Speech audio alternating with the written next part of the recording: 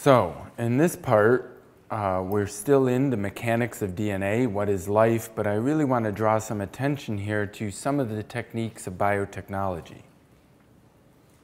And these will be augmented later and filled in with some other technologies. And I just want to start with the very basics. I mentioned that most of the chemistry of life dissolves in water. It's in an aqueous environment. And most of the biochemical reactions that we need to manipulate in biotechnology happen in aqueous solutions. And they happen in very small volumes. So we need a way to be able to measure those and be able to work with them. A guy by the name of Walter Gilson invented this thing in the well, it was actually patented in 1974, but I think he came up with the idea a lot earlier than that. And this is a device which we collectively now call a pipetteman, and it's capable of measuring very small amounts of liquid very accurately. And when I say small, I mean less than a microliter. Actually, 0.2 microliters, maybe even smaller than that, reproducibly. I can put a tip onto this thing. This particular one will accurately measure up to 20 microliters. A microliter is 1/1,000,000th of a liter. So very small amounts of liquid can be transferred reproducibly. Why reproducibly? If you're going to reproduce your experiments, I have to know when you say add a microliter of this, I have to know you meant a microliter. A lot of molecular biology will read to you like very fancy cooking. Add some of this, add some of that, shake for a while, bake for a while, and you have the product. Did I just say all my molecular biology friends are cringing, I'm sure. But basically, yes, it's a recipe. And it has to be very precisely reproducible. If I say add a microliter, I want to even know what the concentration of that stuff is, right? And it has to be very reproducible. Some things matter exquisitely. Imagine, for example, in baking, a cup of sugar. If you have a little bit extra sugar, that might be okay. If it says a tablespoon or a teaspoon of baking soda and you think a cup is okay, I guarantee you, you won't have the same result, right? You're cringing, right? So, it's like this in biochemical and molecular biology reactions. But basically, when we are doing this, we want to have every single aspect controlled and reproducible. So this instrument invented by Gilson allows for measuring very small amounts of liquid reproducibly. A molecular biologist is nearly born with one of these in their hand, and you know what? It's still used today. Every molecular biology lab has one, guaranteed, probably several sets. Now these are also arranged in robotics, so we can do many sets at once reproducibly, but basically this handheld device is used to measure very small amounts of liquid, and we put them into these little tubes shown here. Collectively, molecular biologists call these Eppendorf tubes after the primary manufacturer, Eppendorf. But these will hold about 1.5 milliliters of liquid. And we use these we make these reactions in these little Eppendorf tubes, transferring one liquid into another. And we can also spin these in a centrifuge to collect precipitated material or separate out certain materials. So these are fundamental to molecular biology and biotechnology, just these two very simple tools, for the reason that these reactions happen in aqueous environments in very small volumes. And there's Warren Gilson. I said Walter. Warren Gilson received his MD from the University of Wisconsin and patented this. And his name is on the brand Pipetteman, made by Gilson. I like this one because, humans now have invented a tool that's capable of manipulating the DNA that comprises them. It's very interesting. So we also need separation techniques. I mentioned that I could separate the DNA out of him by first precipitating it out. I can redissolve that into a liquid, but we also need separation techniques for all kinds of things. Separating out the components of cells, whether it's organelles, cells from each other. Different types of cells can be isolated from each other in a centrifuge. But here's some of the different separation techniques. We can precipitate things out like DNA, RNA, and protein. We can use filters of different sorts, whether that's paper filters or filters made out of different types of polymers like nitrocellulose. We can use a centrifuge that would spin things so that heavy things go to the bottom of a tube and lighter things remain in the supernatant. We can use affinity of certain molecules to stick to things, like certain polymers like nitrocellulose. We can use magnetic particles. I actually did a lot of work on magnetics for a while. And we can use a property called electrophoresis to separate out molecules based on their size and charge. I want to go over that today specifically before we get to the quiz, and thanks again for your patience tonight. But that's essential. This technique of electrophoresis is essential to a lot of other technologies. Before we get to that, here's a picture of an ultracentrifuge, which is capable of spinning things at 2 million times G. And I'll tell you, if you need to ever use one of these, it is still quite a thrill in this day and age. When you turn one of these things on and it starts to go to 2 million G and you're standing in front of it, yeah, it's a certain kind of thrill, I guess, you know. Yeah, just try it sometime. You'll see what I mean. Gel electrophoresis, though, is a technique that's used commonly in the lab to separate out molecules based on their size and charge. This is particularly relevant for separating out DNA, RNA, and proteins. And that way we can separate them and study them independently. Electro refers to the charge separation by electric potential, and phoresis means to carry across, and we can do that in a matrix such as provided by a gel. So what is a gel? A gel is primarily a polymer, and we can buy these from a supply house like either Fisher Chemicals or here Research Products International. I'm not doing an advertisement for them, but it comes as a powder, and you can weigh that out so that you get a specific concentration to make up that matrix. Again, like the recipe, you want it to be the same every time. If the recipe says 2% agarose gel, they mean 2%, not 4, not 2.5, 2%. So we weigh it out. It's dissolved into a buffer, shown here, and then heated in, like I said the last time, in this very fancy scientific device that if you buy it from a supply house will cost you probably 3 or 4 times what it would cost in Walmart. But you make a molten gel and you pour it into one of these molds. And you include a comb. The comb will make wells into which, when the gel solidifies, you can put your sample. This gel then is loaded into a box like this, in which we put a buffer into it. Here's the gel, in which the comb is then removed, and we can pour the sample, put the sample into these very small wells.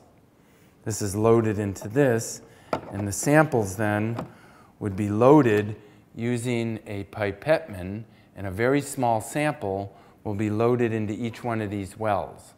We typically include a dye into the sample because if it were a clear sample of your DNA going into a clear gel, you won't know, it's hard to see.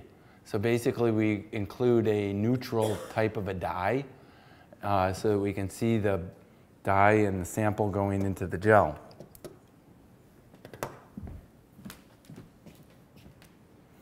Agarose is a chain of sugar molecules. It's a polymer. It's derived from algae. But there are other types of polymers that are used, like polyacrylamide.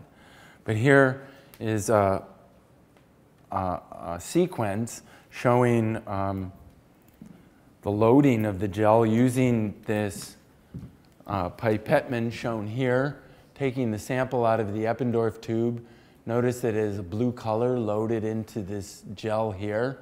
And this is the power supply applying the charge, separating a positive pole to a negative pole. DNA has a net negative charge. It's an acid, so it's going to run towards the positive pole.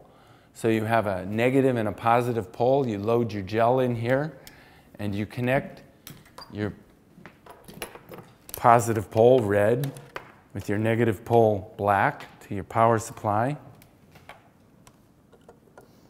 And these are color-coded so that you can't screw it up. And that one doesn't go in there.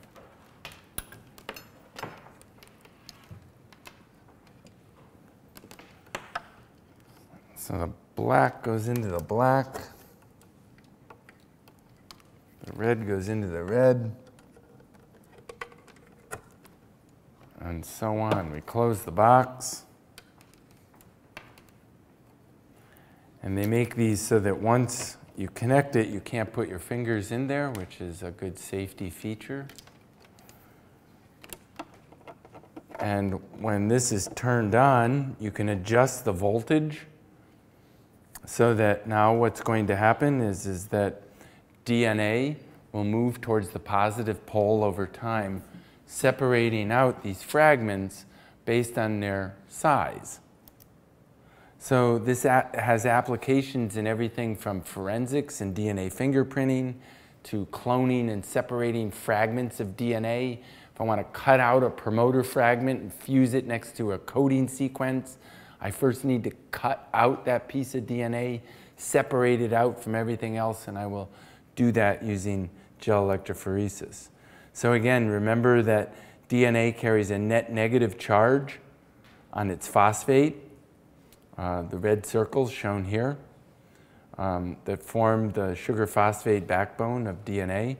That means that it will be drawn towards the anode, the positive pole, meaning that as these molecules move through the gel, the large molecules will stay hung up in the gel and move more slowly. The small molecules will move very quickly. That way I can separate large and small molecules in the gel.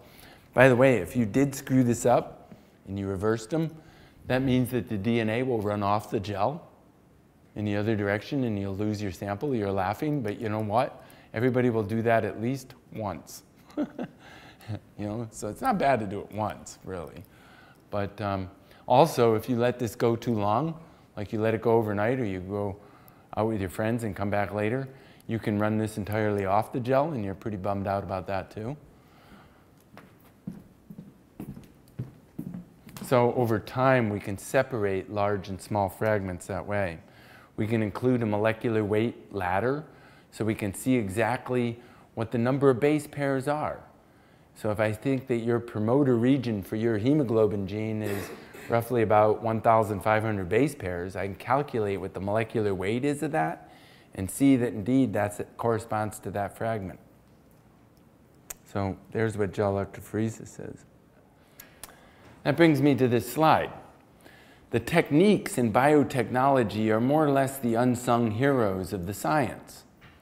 So on the left-hand side of this slide, we have these techniques like DNA detection, DNA synthesis, DNA sequencing. These are techniques that were painfully worked out in the laboratory. How do we deduce the sequence of bases in DNA? How you actually do that at a molecular level? That's pretty tricky. Look up Fred Sanger, or protein sequencing. But all the rest of this, like DNA cloning. And then you look at the right-hand side of this slide, and there are all these fields. Genomics. Genomics is the study of genomes. We wouldn't have a study of genomics unless we had DNA sequencing. We wouldn't have transgenics, genetically engineered organisms, unless we knew how to do DNA cloning. So that technique in particular, DNA cloning, gives rise to a lot of other techniques in biotechnology, so I think right now we need to get a handle on it. How do we clone DNA? I'm going to use this word cloning two ways in this course. To clone a piece of DNA is to copy a sequence of information. To clone an organism would be to take all of the DNA out of its nucleus, if it's a eukaryote, and to make an entire copy of that organism, asexually. Okay? So basically, cloning refers to copying in its general use, but when we say to clone a gene, what do we mean? So DNA cloning itself gave rise to a lot of genetic engineering techniques and is useful in a lot of other applications in biotechnology.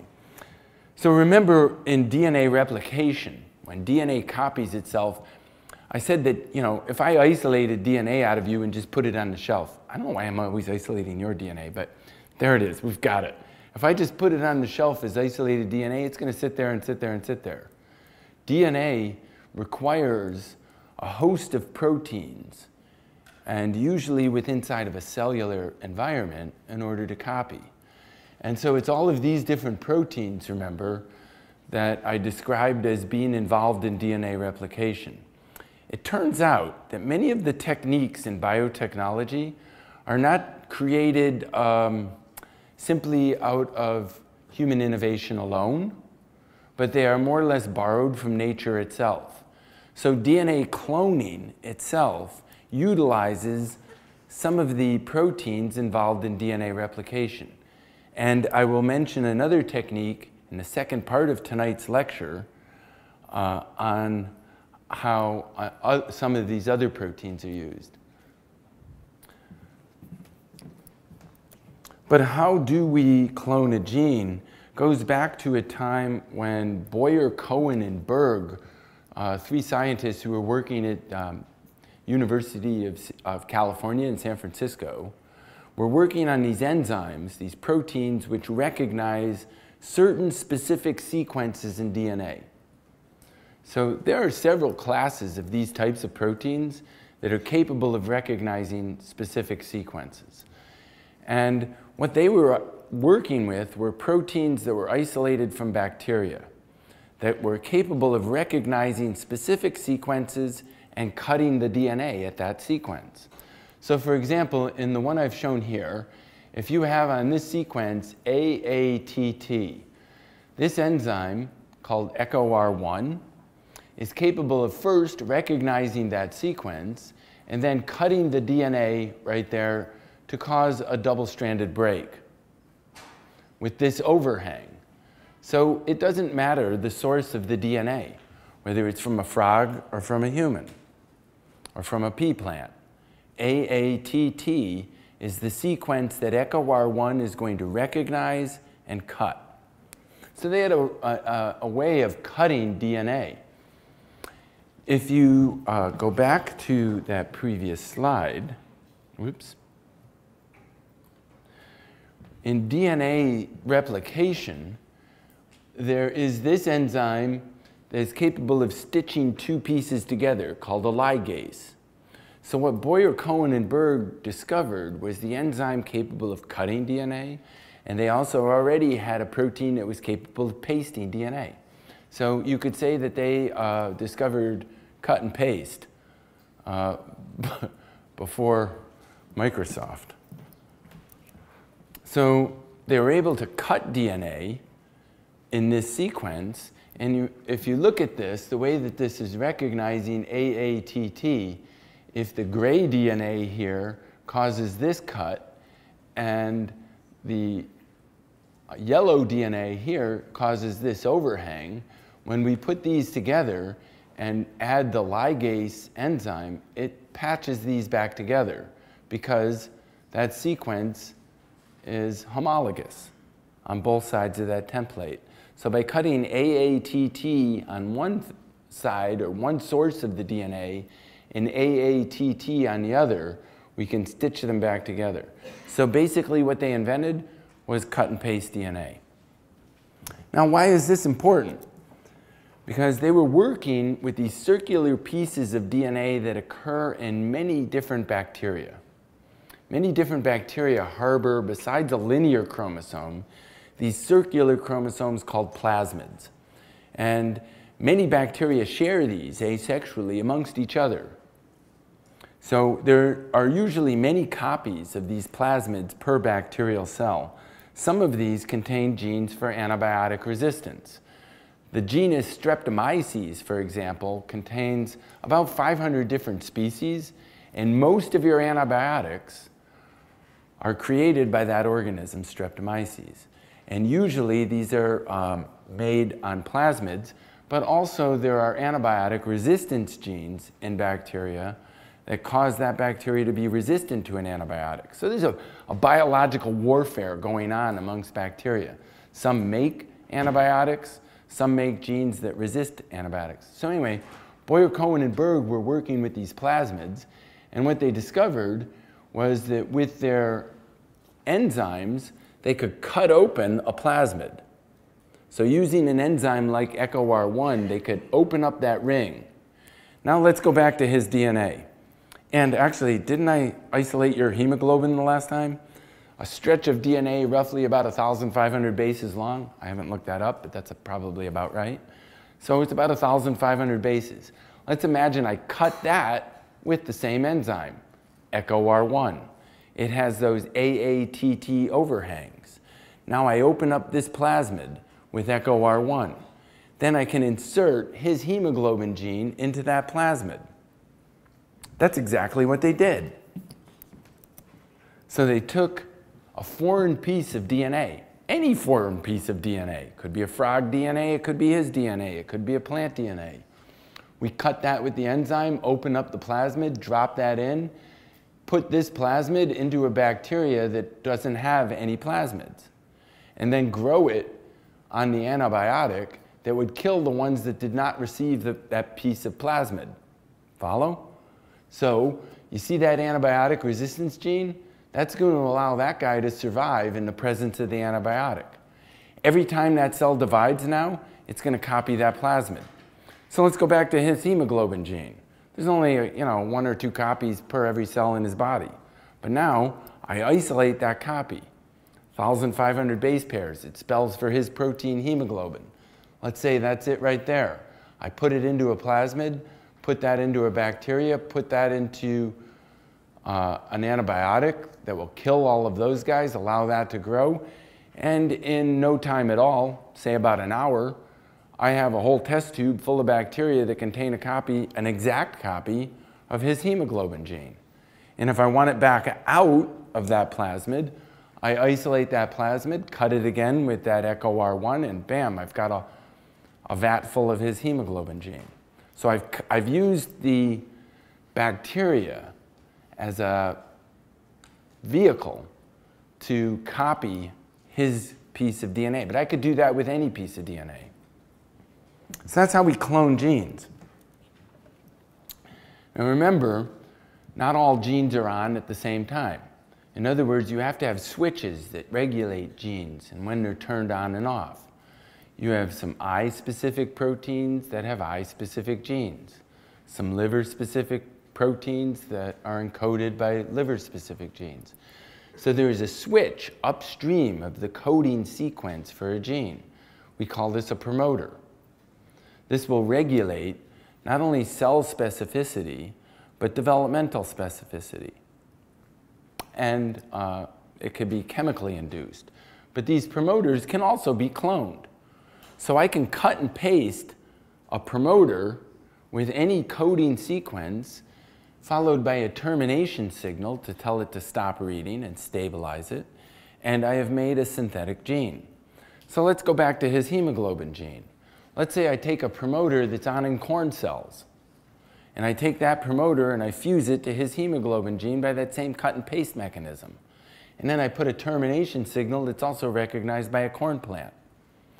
I can then put that foreign gene into a corn plant that will then make hemoglobin. It'll make specifically his hemoglobin, which is probably the same as yours, but we'll leave that for another class. So what I mean to say here is we can cut and paste any piece of DNA. We can clone any piece of DNA. we now have the entire sequence of all humans. I don't even need his hemoglobin. I could go type it out and synthetically make it, or any gene for that matter. So cloning DNA won't even get you a paper anymore in a journal. That's just what we do. Now it's more up to discovering how that can be used. So it's now possible to clone any gene from any organism. You have the DNA, we can clone it. Even if you don't have the DNA, we can clone it. And we can move that into any other organism and express it. And that's done all over the place for lots of different applications in agriculture, pharmacy, medicine, cancer biology, forensics, and so on. So that might seem weird. And some people say, oh my gosh, you know, that just seems too weird, you know, that we can transfer DNA from one, but don't be so proud of yourselves. We're not the only organism that's capable of genetic engineering. Viruses transmit genes to organisms all the time. There are viral sequences in you, I'm sure. It's been estimated that there are more viruses on Earth than there are stars in this universe. Yeah, just to put it into perspective. Moreover, bacteria share DNA all the time. So bacteria are genetically engineering themselves, sharing things like antibiotic resistance, I already mentioned, but other characteristics as well. Actually, one of the hallmarks that I'll point out about life is that life shares itself continuously amongst other organisms. We're a stew pot of DNA, really. So tools and technology used in biotechnology. Wait, the clear bead at the center changes everything. There are no edges to my being now. I have heard it said that there is a window that opens from one mind into another. But where there are no walls, there is no need for fitting a window. I told you I would give you one poem per class. So that's the poet Rumi, ancient Sufi poet, around 1279, I think.